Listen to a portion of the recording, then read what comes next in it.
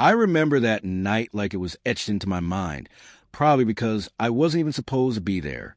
Emily had told me she'd get a ride home with her friends and that I didn't need to worry. But there was a flicker in her voice, a slight hesitation between her words that fell off. After 8 years together, I knew her tone as well as I knew my own reflection. So instead of trusting her reassurance, I grabbed my keys and drove out into the cold November night. The party was a house on the outskirts of town, one of those modern homes that look expensive but feel temporary, like nobody really lived there. Music spilled from open windows, loud and careless. I parked across the street, my headlights cutting through the swirl of fallen leaves. I told myself I'd just wait, make sure she got home safe, and leave before she even noticed me. But then I saw her car in the driveway. Her jacket was inside, but she wasn't. I stepped out, locking my own car behind me, feeling foolish for being there. I could already hear her teasing me later for being overprotective. But as I approached the house, something drew my attention. A light flickered from an upstairs room. The curtains were half drawn, silhouettes moving behind them. The bass of the music below thumped, laughter echoing against the walls. That upstairs light, though, it held me there like a magnet pulling me forward. My chest tightened as I climbed the steps. I didn't know what I expected to find. Maybe Emily dancing, maybe nothing at all. But curiosity mixed with fear is a cruel companion. Inside, the air was thick with sweat and perfume. Strangers brushed past me, drinks in hand, none of them caring who I was or why I was there. I called her name once, but the noise swallowed my voice. Then something on the counter caught my eye. Her phone, buzzing with new messages. I shouldn't have looked, but when the screen lit up, I saw the name, Mark Redart. My stomach sank. Mark, her ex, the one she'd once called a college mistake, the one she claimed she hadn't spoken to in years. I could have walked away then, pretended I hadn't seen it. But something inside me snapped, not in anger but in realization. I didn't trust her anymore. Maybe I hadn't for a while.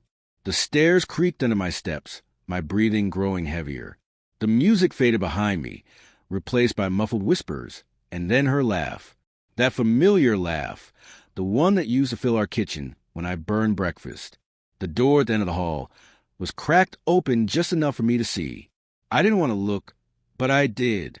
Emily sat on the edge of the bed, heels off, hair loose around her shoulders. Mark stood close. Too close, his hand brushing hers as he spoke. She smiled, not nervously, not awkwardly, but softly, naturally, a smile I hadn't seen in months. My body went numb. My mind scrambled, trying to rationalize, but my heart already knew. I didn't say a word. I just turned and left. Outside, the cold air hit me like a slap. I walked to my car like a ghost, hands trembling, chest hollow.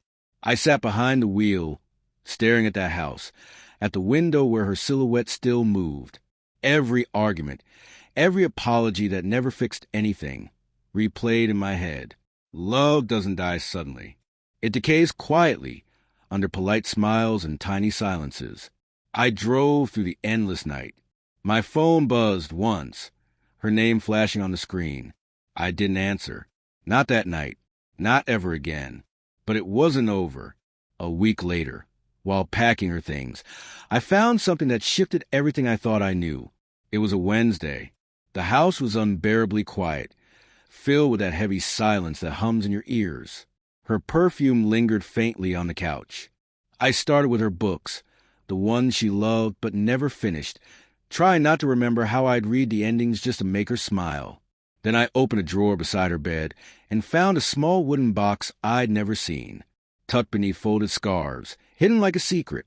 My first instinct was to close it, respect her privacy, but I couldn't, not after that night. Inside were old photographs, not of us, but of her with someone else. Not Mark, someone older, unfamiliar. The pictures weren't overtly romantic, but they weren't innocent either. In one, his arm rested on her shoulders. In another, she was laughing that same carefree laugh from a party. At the bottom of the box was a sealed envelope with my name on it. My chest tightened as I opened it. Lucas, it began. If you're reading this, It means you've seen more than I ever wanted you to.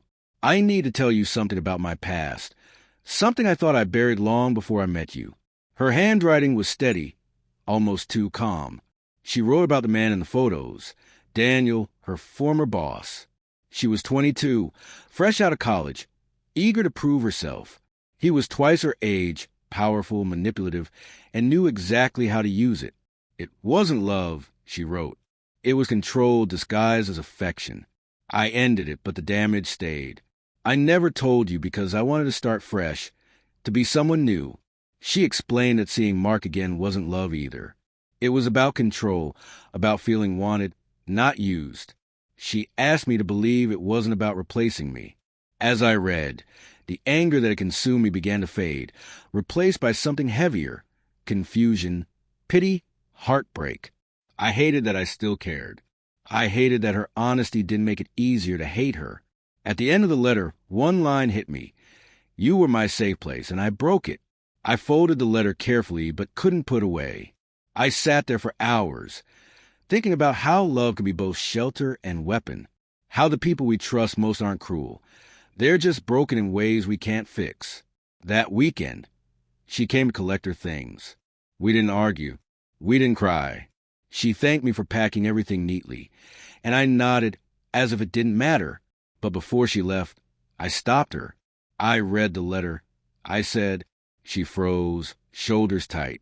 "I'm sorry," she whispered. "I know," I replied. And I did, not in a forgiving way, but in an understanding one, because I knew what it felt like to live with ghosts you didn't ask for. As she walked out the door, I realized something I should have seen long ago. I wasn't angry because she betrayed me. I was angry because I built my life around someone still trying to find herself. That night, I drove aimlessly, the road stretching into darkness. The pain was sharp, raw, but underneath it was something new, a quiet release.